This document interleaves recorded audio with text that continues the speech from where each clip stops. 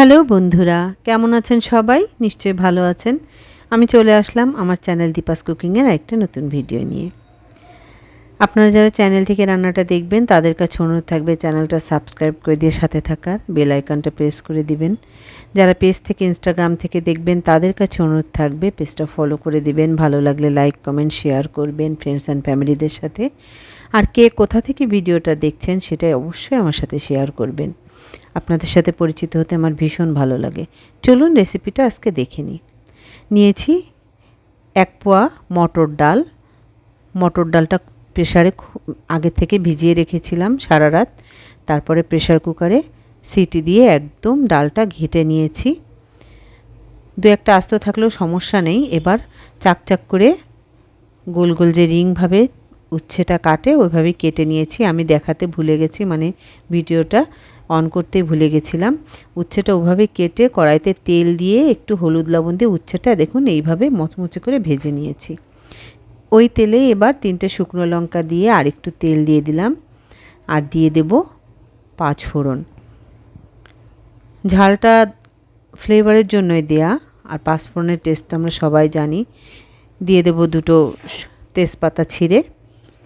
একটু নেড়ে চেড়ে এবার যে ডালটা ঘেটে রেখেছিলাম, দেখুন ডালটা একদম সুন্দর করে মিশে গেছে। এবার হলুদ আর লবণ দিয়ে ডালটা ভালোভাবে ওই ফোড়নের সাথে কষিয়ে নেব। খুব বেশি শুকিয়ে ফেলার দরকার নেই, জাস্ট একটু কষিয়ে নিলেই হবে, যে ডালের কাঁচা গন্ধটা যাতে না থাকে।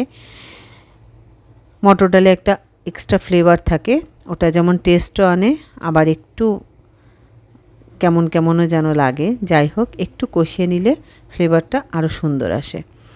দিয়ে দিলাম গরম জল, পরিমাণ মতো জল দিয়ে দিলাম। ডালটা খুব বেশি ঘনও হবে না, আবার একেবারে পাতলাও হবে না মসুরের ডালের মতো।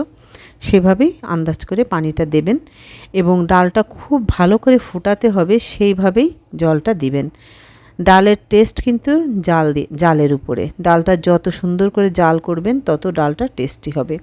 দিয়ে দিয়েছি 1/2 চামচের একটু কম চিনি এবং পরিমাণ মতো লবণ। ওটা টেস্ট করে নেবেন। চিনিটা একটু দেয়া কেন, টেস্টের ব্যালেন্সের জন্য, যেহেতু উচ্ছে যাবে, ডালের একটা সুন্দর টেস্ট আসবে, এই জন্য সামান্য একটু চিনি দেয়া। যারা খাবেন না তারা স্কিপ করতে পারেন। ডালটা এরকম টকবক করে ফুটবে, একদম সুন্দর মতো জাল হয়ে ঠিক যেটুকু পরিমাণ আমি রাখবো ডাল, কনসিস্টেন্সিটা ঠিক যেমন রাখবো সেই অনুপাতে ডালটা আগে ফুটিয়ে নিতে হবে। একদম নামানোর ঠিক 1 মিনিট আগে আপনি উচ্ছে ভাজাটা দিয়ে দেবেন। এর আগে উচ্ছেটা দিয়ে যদি অনেকক্ষণ জাল করেন, ডালটা একদম তিতো হয়ে যাবে, খেতে সেই অরিজিনাল টেস্টটা পাবেন না। প্রতিদিনের রান্নার মেনুতে যদি এরকম একটা তিতার সবজি থাকে, ডাল বা সবজি স্বাস্থ্যের জন্য ভীষণ উপকারী। আর এই গরমেতে এই ডালটা ভীষণ উপাদেয় এবং স্বাস্থ্যকর। এরকম একটা ডাল দিয়ে যদি সকাল বা দুপুরের লাঞ্চ বা নাস্তা শুরু করা যায়, দিনটা অনেক ভালো যায় এবং ফ্রেশ লাগে। উচ্ছের উপকারিতা সম্পর্কে আর নাই বা বলি, সবাই জানি আমরা। ডালটা দেখুন হয়ে গেছে। ডালটা কিন্তু ঠান্ডা হলে অনেকটাই ঘন হয়ে যাবে। ঠিক এভাবেই নামিয়ে নিতে হবে। সবাইকে অসংখ্য ধন্যবাদ।